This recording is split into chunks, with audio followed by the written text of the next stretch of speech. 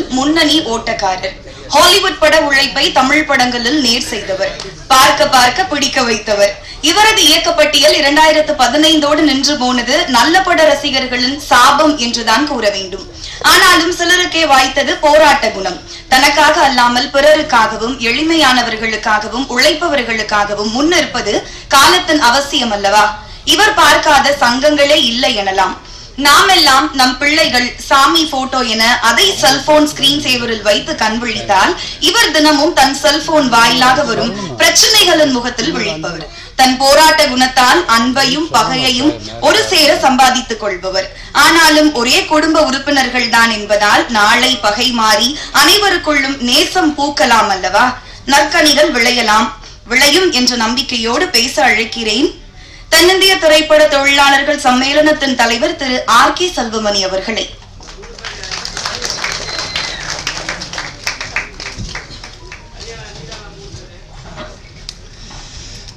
அனைவருக்கும் வணக்கம். தொகுப்பாளர் பேச ஆரம்பிக்கும் போது ஒரு குவிஸ் மாதிரி என்ன இருக்குமா அவங்களுக்கு எல்லாருக்கும் ஒரு டவுட் இருக்கு. ஆனா என்னை அழைக்கும் போது நான் எப்படி வெளிப்படையா இருக்கணும், அது மாதிரி என்னை அழைக்கும் போது என்னதான் கூப்பிடுறாங்கன்னு எல்லாரும் தெரிஞ்சிருச்சு. அந்த வகையில் ரொம்ப நன்றி. உண்மையாகவே இந்த மேடையில் இருக்கிற அனைவருக்கும் மாலை வணக்கம், இரவு வணக்கம்.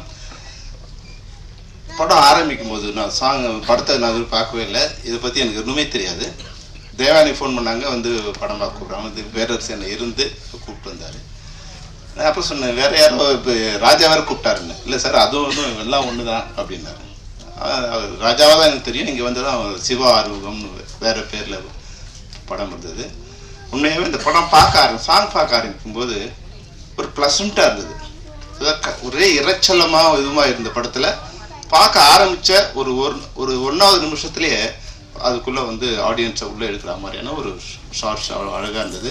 உண்மையாக ஃபஸ்ட்டு வாழ்த்து யார் சொல்லணும், கேமராமேன் தான் அந்த ஃபஸ்ட்டு வாழ்த்து சொல்லணும். பியூட்டிஃபுல்லாக பண்ணியிருந்தாங்க, ரொம்ப பியூட்டிஃபுல்லாக ப்ளசண்ட்டாக கண்ணுக்கு இனிமையாக இருந்தது. அப்புறம் அந்த இசை மெலோடியாக ஒரு சாங்கு, இது மெலோடி மாதிரி இருக்குது அப்படின்னா அந்த ட்ரெய்லர் பார்க்கும்போது பியூட்டிஃபுல்லாக அந்த ரீ ரெக்கார்டிங் இப்போ மியூசிக் டைரக்டரில் மிகச்சிறந்த ரீ ரெக்கார்டிங் கொடுத்துருக்காரு நரேன். ரொம்ப சூப்பர் அழகாக பண்ணியிருக்காங்க. அப்புறம் நடித்த எல்லாருமே படத்தில் நடித்த ஹீரோ விஜய் அஜித் ரெண்டுத்தையும் சேர்த்து விஜய்த்து வச்சுருக்காருன்னு நினைக்கிறேன் எனக்கு. ஆனால் அவர் பார்க்கும்போது கார்த்திகை பார்த்த மாதிரி இருந்தது. ஒரு ப்ளசண்ட்டான ஒரு ஸ்மைல். நீங்கள் நிச்சயமாக தமிழ் சினிமாவுக்கு நீங்கள் ஒரு நல்ல ஹீரோ வருவீங்க.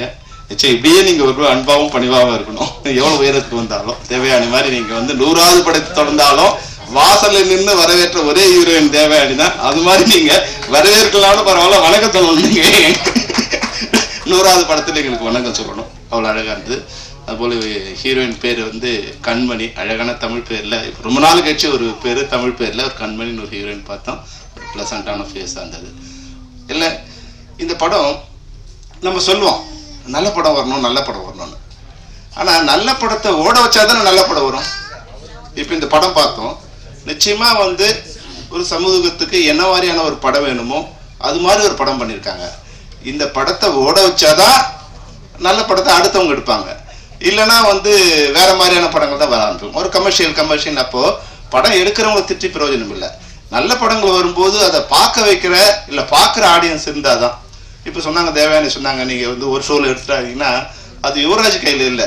யுவராஜ் படம் பார்த்து அதை வாங்கி ரிலீஸ் பண்ணா அதுதான் அவர் கையில் இருக்க தவிர, அங்கே சார் சொன்ன மாதிரி டிக்கெட் கவுண்டில் நீங்கள் 100 டிக்கெட் வாங்கி போய் உள்ள அனுப்பிச்சிருந்தா கூட கேன்டீனில் ஃபுல்லாகுதா இல்லையாங்கிற சிச்சுவேஷன் தான் இருக்குது. இன்னைக்கு தியேட்டர்ஸ்லாம் மினி ரெஸ்டாரண்ட் ஆகிடுச்சு.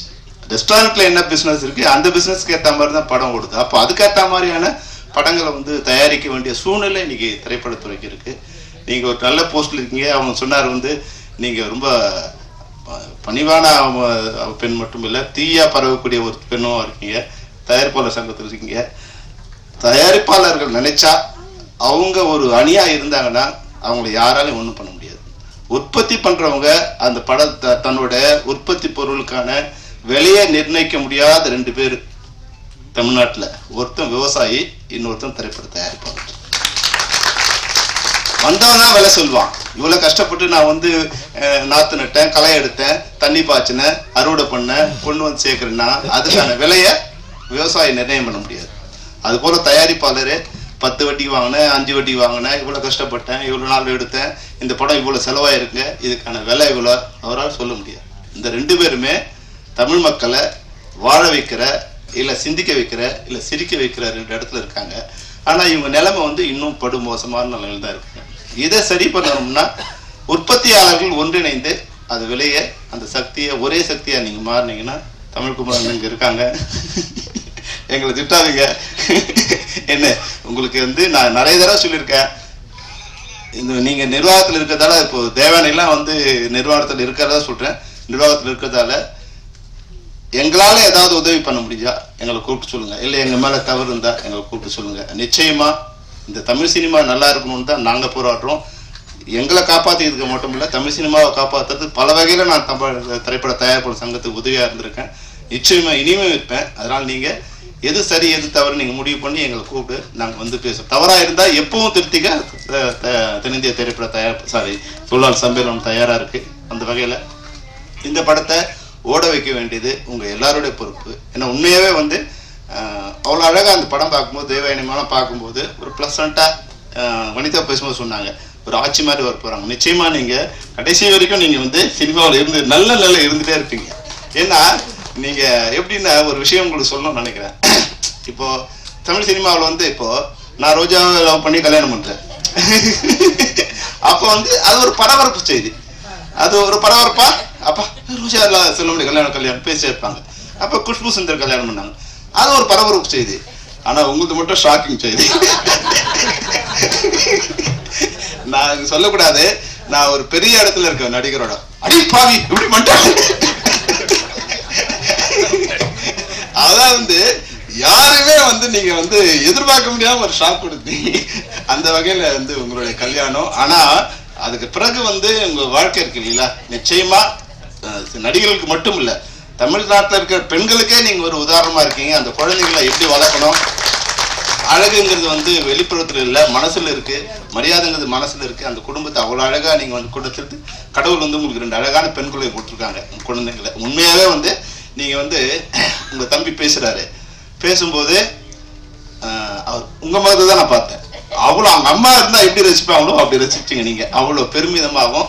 ஏன்னா உறவுங்கிறது அதுதான், அந்த உறவை வந்து இந்த சினிமா அவ்வளோ அழகா சொல்லிருக்கு. அது மாதிரி இந்த குழந்தை நீங்க வந்து பேசும்போது அவங்க அம்மா முகத்துல அவ்வளோ ஆனந்தம், அவ்வளோ பெருமிதம், அப்படி வந்து ரசிக்கிறாங்க. தேங்க்யூ சொல்லு அப்படின் போது ரசிக்கிறாங்க. அதுதான் அதுதான் தமிழர் கலாச்சாரம். அந்த கலாச்சாரத்தை இந்த படம் வந்து மிக சிறப்பாக எடுத்து காமிச்சிருக்காங்க. நிச்சயமா ரசிகர்கள் எல்லாரும் நீங்க இந்த படத்தை வாழ்த்தணும். அப்புறம் வந்து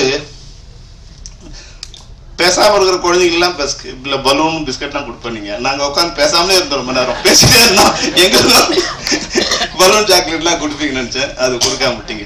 இன்னொரு விஷயம் என்னன்னா, இந்த கத்திரி வெயிலுக்கு ஒரு குடை வந்து எப்படி வந்து ஒரு சிறப்பா இருக்குமோ, அது மாதிரி வந்து கத்திரி வெயிலா காஞ்சி போயிருக்கிற தமிழ் சினிமாவுக்கு இந்த நெருக்குடை வந்து ஒரு சிறப்பான குடையா இருக்குங்கிறது தான்.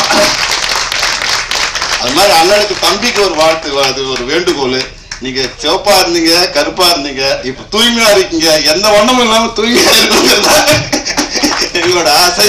நன்றி, வணக்கம்.